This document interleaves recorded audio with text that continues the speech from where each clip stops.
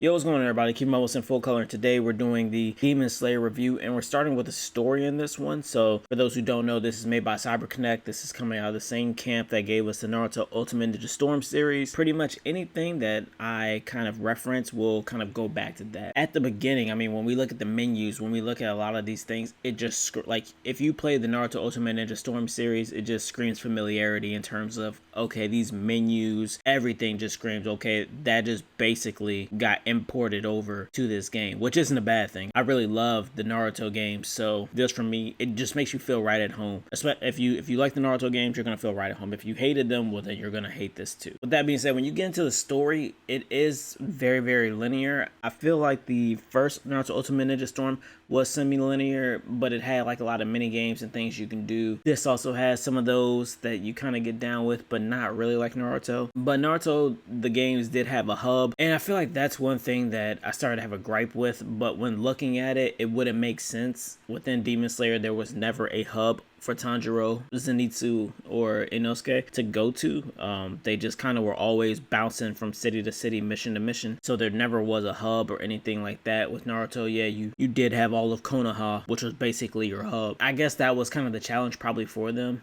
and they just opted out to not go with the hub, and you basically do what Tanjiro did in the anime. You just pop city to city and take on the missions that you have to take on. That being said, like one of my big gripes is how slow he is. It's so funny because this game, as well as the anime, really lets you know that Tanjiro is a freak of nature. He is just this supreme athletic guy, like nicest guy ever, but he is an athlete. So for him to move, like it's very stiff, and it just doesn't feel the greatest a lot when you're just kind of running through city to city. And I almost feel like they make him move slow just to drag out the length of the game, if you will. I mean, probably in totality, it's going to add an extra 15 minutes to your playtime just based off how slow he moves. And it's no point for him to move kind of that slow. He could move faster. It's one thing I really didn't like. Now, one character that does move slow when you utilize him is Zanitsu, and this makes perfect sense. For those who know Zanitsu, he's very much of a coward. Like, he's scared all the time. So it makes sense why he moves so slow. And also, they utilize that just out of he sees a shadow, he starts to freak out. And it's really good for comic relief, and that's what Zenitsu is in this anime. And I think they do a really good job at highlighting that. Also, the person who voices Inosuke for the English voiceover, I'm sorry, I just don't like it. Look, if you watch Demon Slayer in Japanese with subs, I definitely highly encourage you to do that. But if you watch the dub, I don't know, maybe you can get down with it. I just had a rough time, so I had to put it on Japanese audio with the subs going. That was just for me. I don't know, it might be different for y'all. Overall though, I think they did a really good job at adapting the story and condensing that story into this format, making it a little bit more digestible.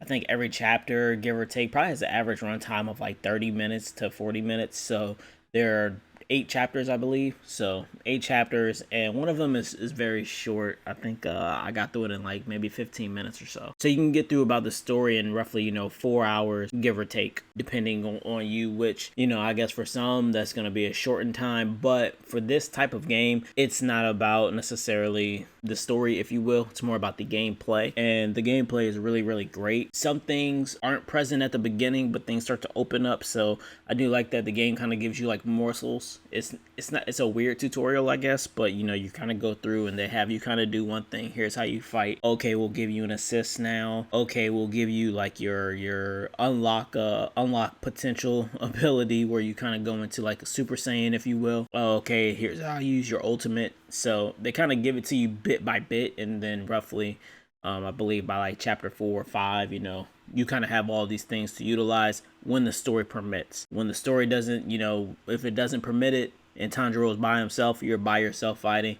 And another thing is these boss battles are so fire. They are so good. It's like the shining light, I feel like, on this game.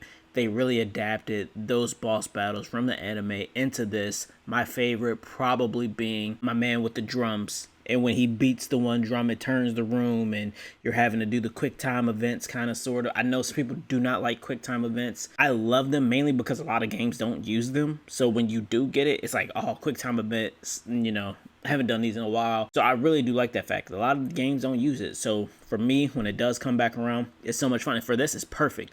It's so perfect. It's like, hey, I gotta time it. When he turns the room, I need to jump. oh, when he sends the claws, I need to move this way, and it's absolutely great. So with that being said, I really enjoyed the story. I thought it was great at the adaptation. Boss battles were really fun. And my only real gripe was Tanjiro's movement and just how slow he is. And I wish he just moved a little bit faster, just to cut out a little bit of time out of the story, because like I said, I just feel like they made him move slow just so that it took you more time to get from point A to point B, kind of stretching the story out and maybe allowing for Tanjiro to speak and you kind of to hear everything he has to say before making it from point A to point B. But also, I watched the anime, so I didn't, once he started speaking, it was like, I know what you're talking about. I'm just trying to kind of move on to the next fight. And that could just be a me thing. For anyone who hasn't watched Demon Slayer, it actually might, be something that you're interested in. You want to hear what the main character is talking about before you kind of run through that entire portion of the map. That being said, that's going to do it for this one. Like I said, I really enjoyed the game. It's really fun, and I'll be back with some online toxicity. As usual, peace, be easy, be blessed.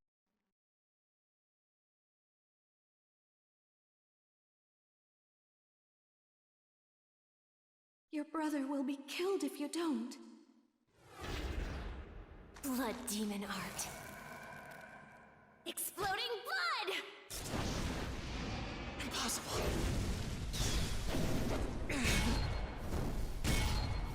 But my neck is even harder than the threads. You can't possibly cut it. The bond between Nezuko and I cannot!